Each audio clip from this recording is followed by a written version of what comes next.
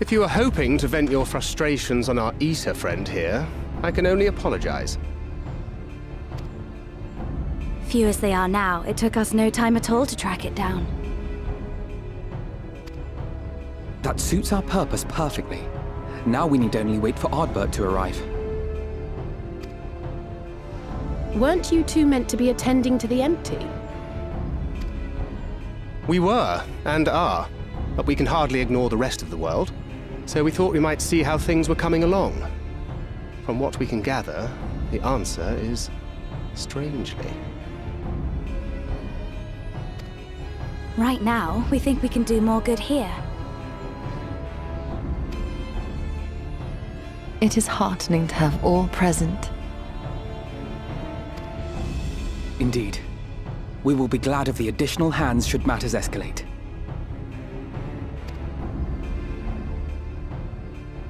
Our quarry has come.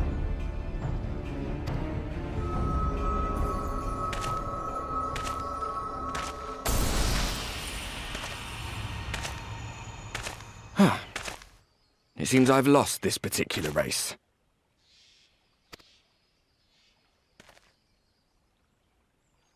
Although I suppose it's only fair. When we first met, it was I who outpaced you. Ravana, was it?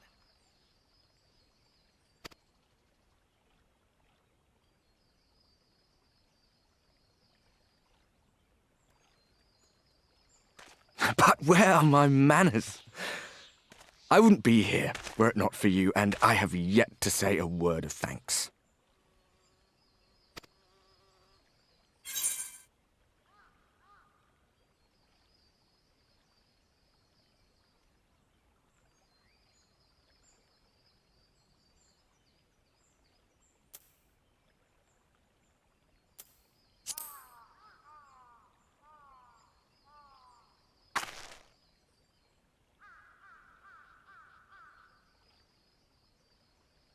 Arm giving you trouble? You should have it examined.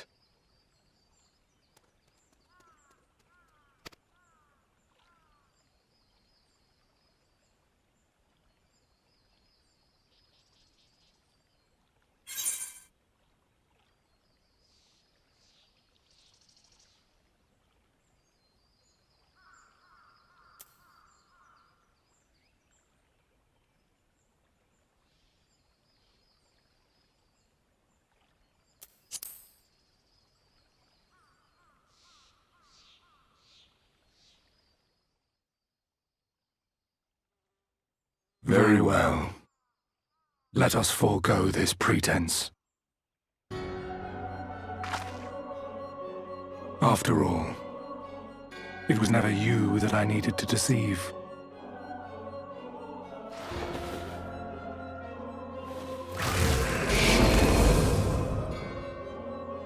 Yes, it is I, Elizabeth. Through your time in Emet-Selk's imitation of our home, I dare say you have gained a better understanding of my role since last we met. Not that it matters.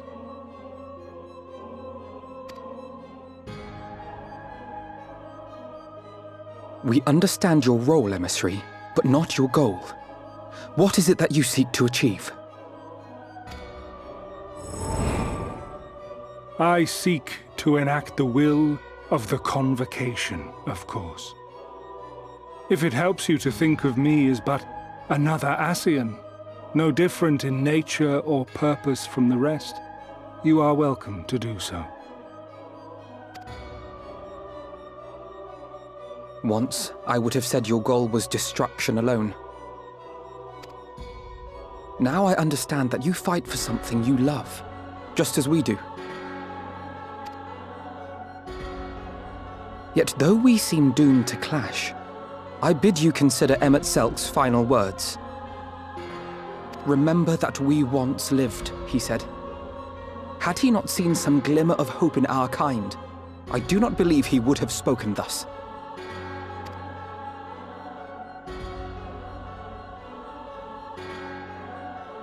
None better understood your plight than he. His words must surely be worthy of your consideration.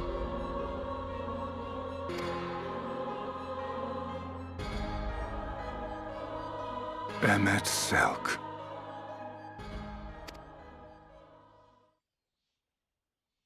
How very unlike you to err so gravely. That one should stray at the end of so onerous a path is understandable, but I had thought you above such weakness. Mayhap you thought the same. Would that I had been present to offer correction. But I shall do so now, as is my duty, and return all to its proper course. As for you, look at yourselves. Look at your history.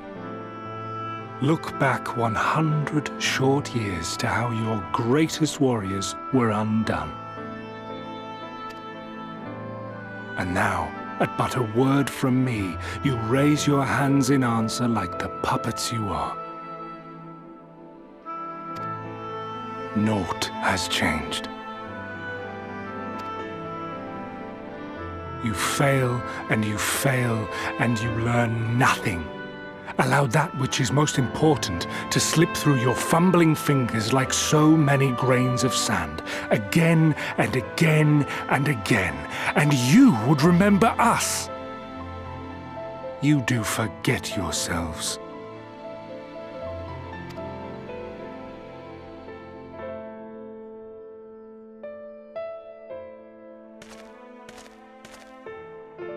There is no common ground to be found between you and I, nor do I require any. I have my duty. Wait!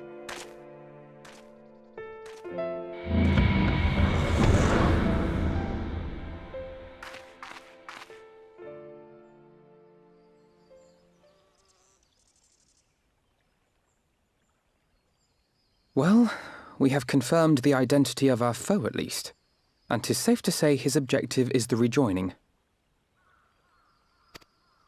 But we still have no idea how playing the part of a warrior of light will further his cause, nor why he would spur others to do the same.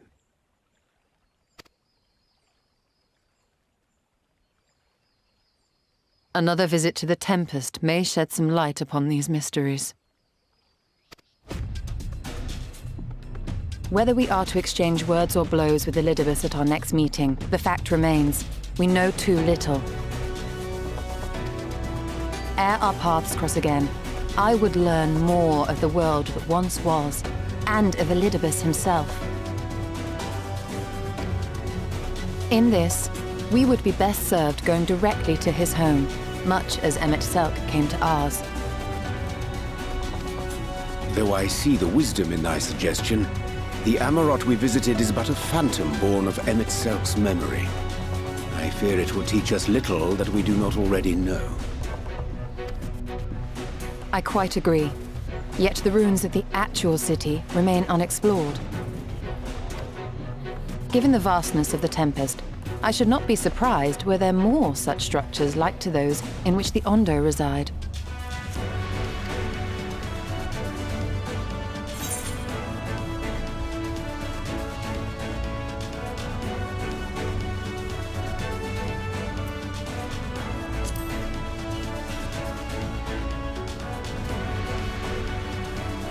A woman after my own heart. Assuming we are all in agreement, then I suggest we first pay a visit to the Ondo. If anyone can tell us where more ruins are to be found, it is them.